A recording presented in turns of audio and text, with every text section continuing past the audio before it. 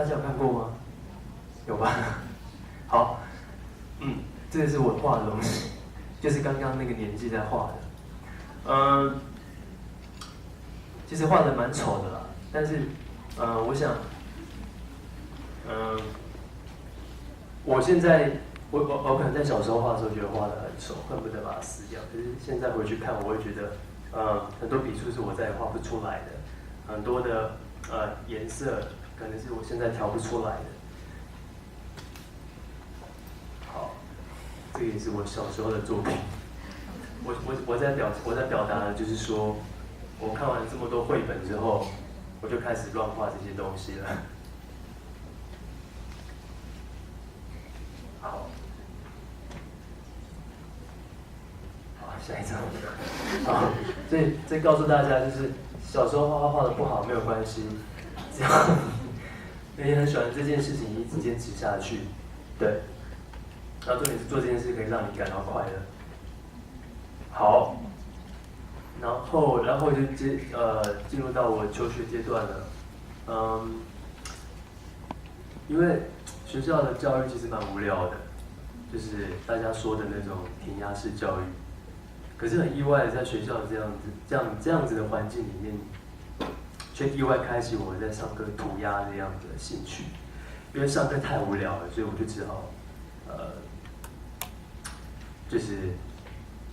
无聊的时候就看课本，然后就从第一页画到最后一页，再从最后一页再画回来。大部分时候都还是会被处罚，但是也有好的一面，就是后来每当学校譬如说学校办一些什么做布告栏啊、做公布栏，或者参加什么比赛的时候，我就被推出去参加学校的去做学习。那同一个时期呢，其实我受到很多国外艺术家，包含电影、动画、插画或者是绘画的艺术家影响。那我想在国外从事艺术创作的环境，我相信绝对比台湾还要再好一点。所以他们有很多成功的例子。我想那些东西就会影响到我可能立志成为某一种类型的艺术家。好的，所以在求学过程中，不管从高中到后来的大学，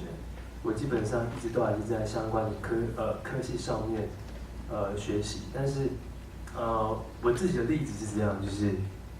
我觉得我没有太多的东西是在学校里面学到的，反而有很多的东西都是在学校以外，包含你自己去找的书本，你去看的电影，或者是动画之类的。好，那接下来就来到灵感这件事情。我可以请问一下，现在的朋友们，大部分都是从事跟绘画有关的科系吗？对 ，OK， 好，好的，那因为我很怕讲灵感，有些人会听不太懂。好的，我自己的灵感其实大部分来自于我喜欢的事情。我在小时候总觉得自己很有灵感，想到什么就画什么。可是长大之后发现，怎么灵感越来越少了？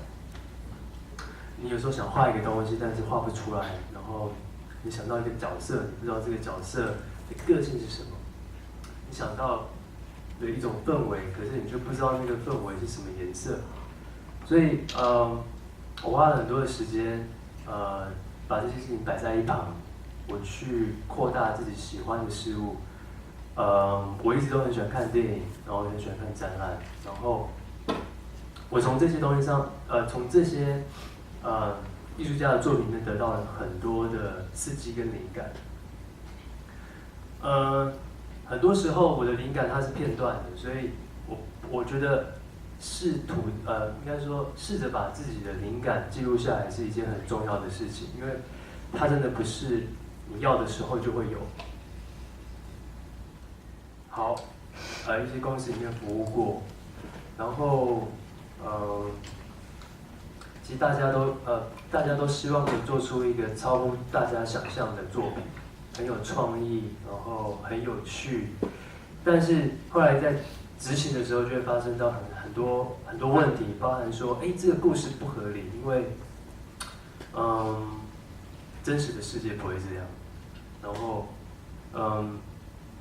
这样子的定位不清楚，因为跟现实不符。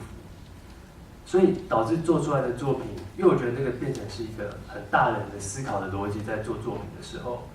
那个东西相对的就不会变得太有趣。好，如果你又是从事绘本或者是从事动画之类的作品，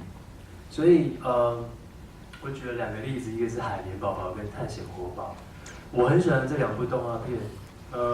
因为我在看的时候我会发现，他们有很多不符合逻辑的地方，但是正因为那些不符合逻辑的地方，才导致它变得有趣。所以其实当我完成一个作品之后，我会回过头来去看一下它是不是有某些地方太多的制约，或是太多的大人的一些价值观在里面的时候，它可能就会变得不好看。就变得很无趣了。好，然后接下来呢，我会借由我几个大概3个作品，跟大家分享他们在创意发想的过程中，他们是怎么样一步一步往下叠出来的。